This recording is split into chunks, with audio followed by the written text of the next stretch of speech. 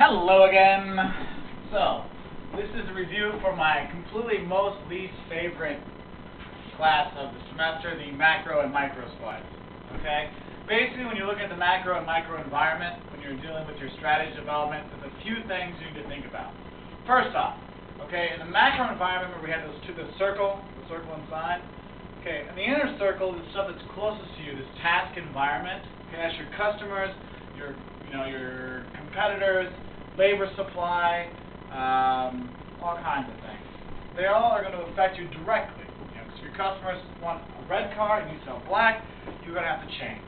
Okay? If your competitors start selling at lower prices, you get other problems. If your suppliers are out there saying, hey, we want more for the tires, you got to do it. Okay? So you have all these things you got to think about that are directly affecting you. Now, what I want you to think about is a little bit farther out in this macro environment, the things that we can't do anything about, things that we have no control over. Okay, and it affects every company. Now, each company can be affected differently by it. Okay, and within this, there's 5 general areas I want to talk about.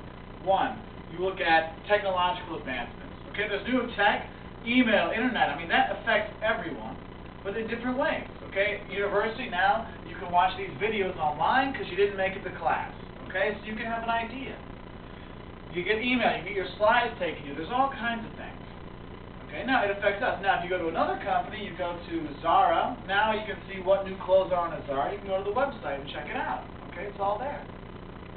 Next, you look at social cultural factors. Okay, taste change. Okay, now we want to try to save the environment, which is a good thing. Okay, so now companies have to deal with that. Now, if you're a car company, well, you're trying to make lower emission cars. You're trying to make, save the environment kind of cars, hydrogen fuel cells, stuff like that. Okay. Now, at universities, what they're trying to do, well, we're trying to use less paper and things like that. That's why you can get your slides online and those kind of things. All right. Next, you look at the economy. Big problem we're having right now. Okay. When the economy is going well, people are buying more things. So we can have different strategies. This economy is bad. People aren't making money. People aren't buying things. Okay, we have to adjust. So people don't have money, and now it's hard to get credit. How do we get people to buy cars? Okay, maybe we don't sell the expensive SUVs. We make the smaller cars, the little Fiats, the Smarts, and stuff like that. Okay, legal, political. The government can come up with new laws that can affect everyone differently. The no smoking ban in Portugal. Now that's a big thing for the bars because people drink and they smoke. Okay. And if you can't smoke, if they go together, they feel to go outside, then they're not buying drinks because they're outside. Okay. Now, at a bank, how that affects them differently. Now, their workers have to go outside to smoke. Okay. And then you have international. Now, international is anything that happens outside your home country. Okay. So the banking crisis in the U.S. is affecting Portuguese as well. Okay. And how's that going to affect us? How do we deal with it? And when you develop strategies, you have to look at those macroeconomic effects and figure out what to do with them. Okay? Next, what I want you to think about is the micro side. Okay, let's look at some of the costs that are out there. Now, short-run costs, you can't change. In the long run, you can change things. You can build a new factory, stuff like that. But what I want you to remember is opportunity costs. Anything you do, anything a company does, they do one, they have to do it for something else. Okay? Oh, my roommate's back. So you get to see her for a sec. Now, then you have to deal with the opportunity. So if you give one thing up, you have to have something else. So you go to Erasmus in Belgium, well, you're going to have to save for your 4th year. Hi guys, so you can see my roommate's in the eyes. Hi.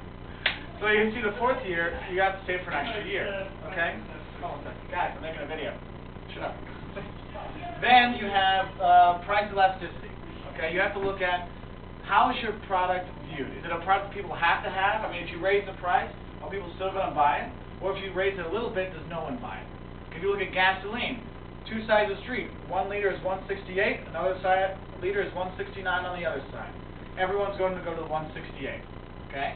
Then you have the other way around it. If you have stuff like medicine where people don't have it, they're going to die, well, you can charge them whatever they want.